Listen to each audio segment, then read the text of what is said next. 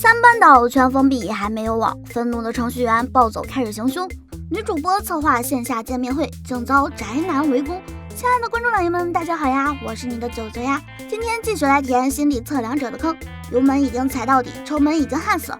上回说到小猪新官上任，检察官申元接待了他。这上班的第一天，那就是腥风血雨。不过一枪换一个好队友也蛮划算的。另一边，小哥被小猪靠自身判断了对错，优先选择了正义的行径所感动，内心深处真实的自己也渐渐苏醒。不过此时一名神秘的白发男子开始发表危险言论，还把玩着一个软盘，看起来是要搞事情。而我们的小哥正在地下室里练肌肉，看着这美好的肉体，想舔的请排队哦。小哥看着墙上白发男子的照片，握紧了拳头。小猪上任的第二天就有了新的案件，这不是抢坑男的声音吗？等到了案发现场，才发现死者是机器人工厂的工人。这家工厂的大部分区域都是自动化的，只留下50名程序员负责纠错，他们吃穿住都在工厂里。三班倒还上不了网，可想而知压力有多大。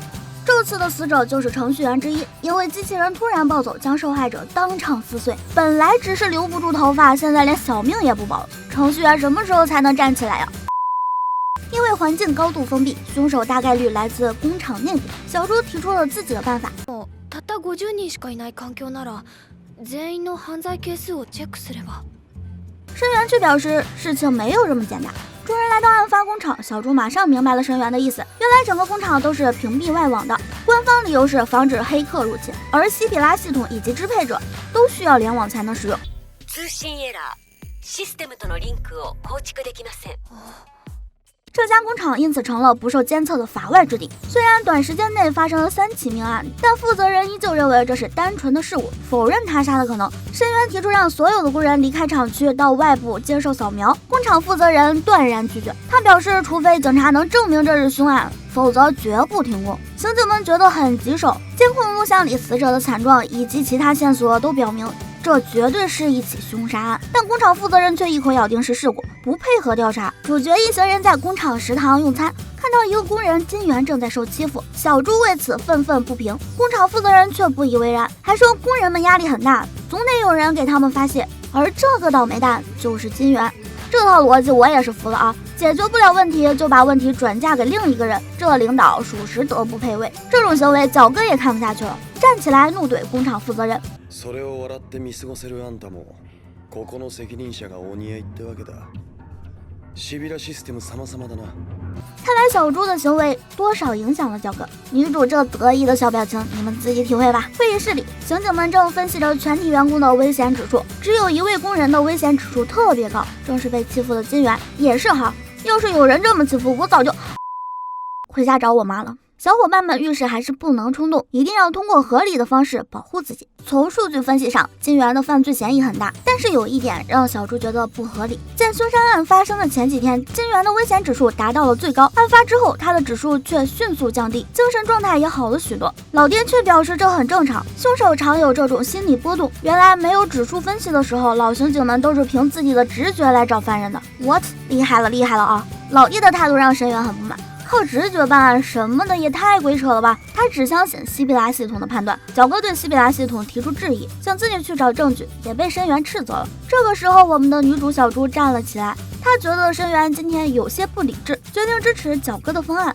随后，4名执行官准备把通信电缆延长到工厂内部，让支配者可以发挥作用。即便如此，也只能延长200米，因此需要把犯罪嫌疑人金元弄到指定区域。話をするだけなんですよね。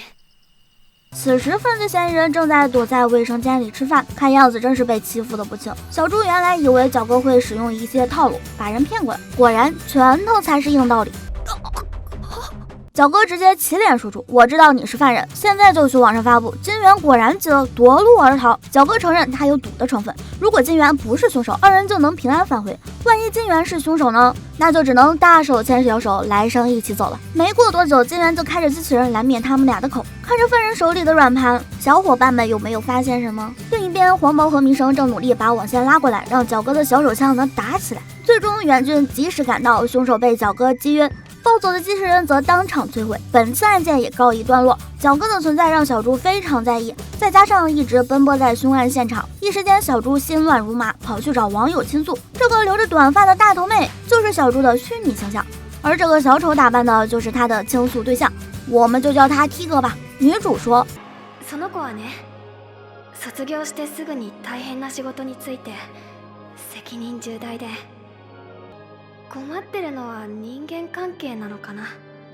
その職場で部下っていうか先輩っていうかちょっと説明の難しい同僚がいてね、仕事をやっていく上で彼のことを避けては通れないんだけど。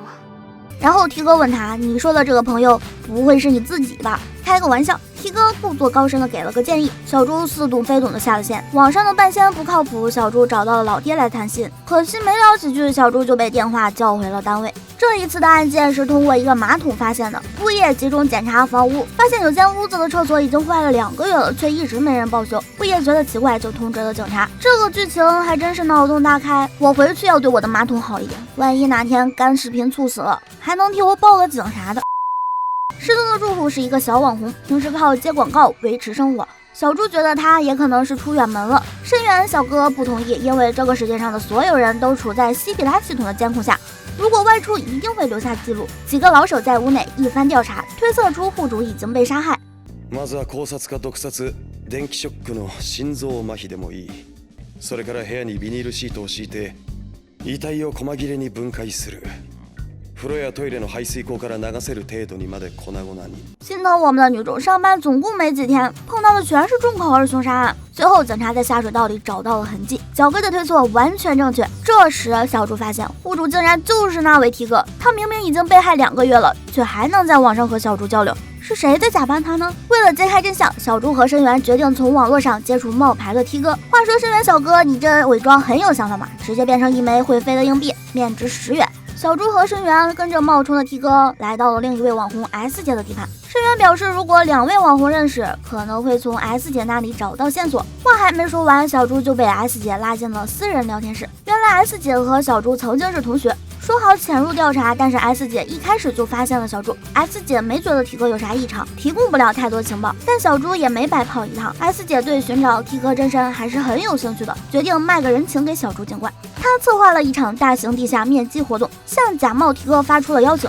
T 哥如果不来，就会掉粉，得罪榜1的大哥们。到时候小猪混进去，就有机会抓住这个冒牌货。见面会当天，各路牛鬼蛇神齐聚一堂，刑警布下了天罗地网。小猪悄悄接近了冒牌 T 哥，可对方早已掌握了他们的行动，随后使用同步入侵，让在场的所有人都变成 T 哥的形象。真正的目标则趁机逃跑。执行官们拿出武器控场，结果现场更加混乱。逮捕行动就此失败。第2天，参加见面会的人围攻了 S 姐 ，T 哥趁机带节奏，说 S 姐和刑警合作，出卖了他们。S 姐不堪骚扰，退出论坛下线。这位就是 S 姐本人的样子。她气急败坏的想要阻止 T 哥的访问，却不知现实世界中的 T 哥已经站在了他的身后。今天的故事就先讲到这里啦。2个故事都跟互联网有关，网络带给人便利的同时，也潜在着一些罪恶。随着剧情发展，很多观众可能和角哥一样产生了疑惑：西比拉系统真的完美无瑕吗？为何在这样严密的监控下，罪恶依旧有时发生呢？这部分的情节依旧非常紧凑，可以说是全程高能。老徐的把控能力，大家放心。猎奇元素当然也少不了。最后女主播被杀的画面，给九九留下了不小的心理阴影。看来凶手是没少给女主播充钱。本期的节目到这里就结束啦，欲知后事如何，还不赶紧点关注？我们下期再见，爱你们，么。